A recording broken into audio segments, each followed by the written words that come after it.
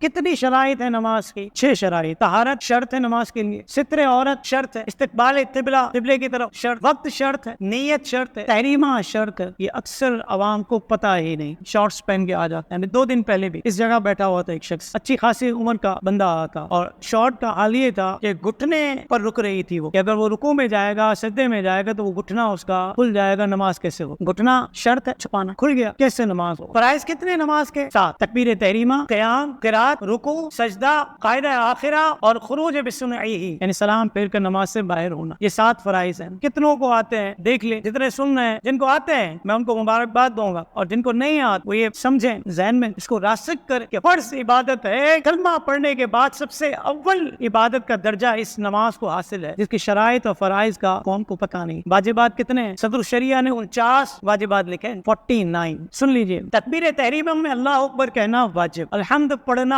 यानी इसकी 7 आयतें कि हर एक आयत मुस्तकिल वाजिब है। इनमें एक आयत बल्कि एक लफ्ज का तरके वाजिब है। सूरत मिलाना, यानी एक छोटी सूरत या 3 छोटी आयतें। फर्ज नमाज की पहली 2 रकातों में क़िरात वाजिब, अल्हम्द और इसके साथ सूरत मिलाना फर्ज की पहली 2 रकातों में, और नफल और वितर की हर रकात में वाजिब। अल्हम्द का सूरत से पहले होना, हर रकात में सूरत से पहले एक ही बार अल्हम्द पढ़ना। अल्हम्द व सूरत के दरमियान किसी अजनबी का फासिल ना होना, यानी अल्हम्द पढ़ ली, अब कुछ और नहीं पढ़ सकते, सूरत पढ़नी है। हाँ, अल्हम्द के बाद जो आमीन कहते हैं वो ताबे अल्हम्द के है, और सूरत से पहले जो बिस्मिल्लाह पढ़ते हैं वो ताबे सूरत है। क़िरात के बाद मुत्तसिल रुकू करना, एक सजदे के बाद दूसरा सजदा होना, कि दोनों के दरमियान कोई रुकन फासिल ना हो। तादील अरकान, यानी रुकू, सुजूद, कौमा, जलसा में कम से कम एक बार सुबहान अल्लाह कहने की मिकदार ठहरना, ये वाजिब है। रुकू से पूरा उठते नहीं है, कौमा नहीं करते, सीधे सजदे में चले जाते हैं। शायद वक्त बचाना होता है, या प्रैक्टिस ऐसी हो गई है, आदत पड़ गई है, समझ में ही नहीं आता। अब देखिए, अब कल से नमाजों को गौर कीजिएगा, और नमाजियों की नमाज को गौर कीजिएगा, कि रुकू के बाद सीधे सजदे में खड़े नहीं होते, हालांकि मुकम्मल खड़ा होना, एक सुबहान अल्लाह की मिकदार में खड़ा होना, ये वाजिब था, तर्क कर दिया। तर्क वाजिब, नमाज वाजिबुल इयादा, हम दोबारा नहीं पढ़ी, वो नमाज जो है वो गोया के वाजिबुल इयादा रहेगी। कौमा यानी रुकू से सीधा खड़ा होना, ये भी वाजिब है। जलसा यानी 2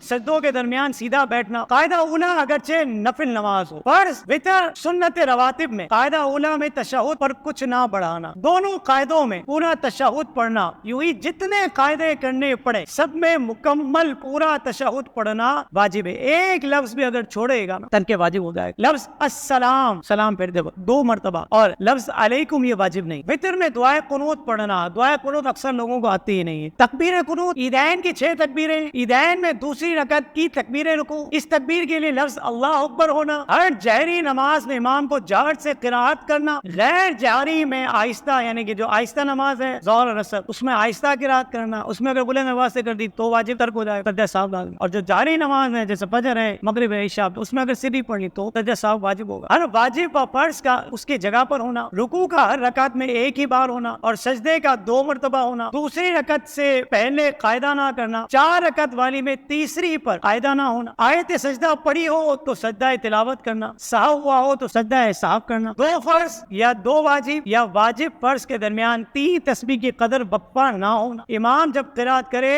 बुलंद आवाज से व आहिस्ता, उस वक्त मुक्तदी का चुप रहना। बाद लोग पीछे अलम पढ़ते हैं, आप लोगों ने भी सुना होगा, जहाँ सफ बांधते हैं आप लोग तो बाद लोग अलम पढ़ रहे होते हैं इमाम के पीछे। बाकी क़िराअत भी अगर आती है तो करते हैं, ये वाजिब है कि खामोशी के साथ सुने। सिवा क़िराअत के तमाम वाजिबात में इमाम की मुताबियत करना। इतने सारे वाजिबात 49 कितनों को याद है? नमाजें पढ़ रहे हैं हम लोग, कितने वाजिबात तर्क कर रहे होंगे? अगर इसको हम ज़हन में रखें तो अल्लाह आसानी करे। मज़ीद इस्लामिक और मालूमाती वीडियोस देखने के लिए लाइक, शेयर एंड सब्सक्राइब के बटन को प्रेस करना हरगिज़ न भूलें।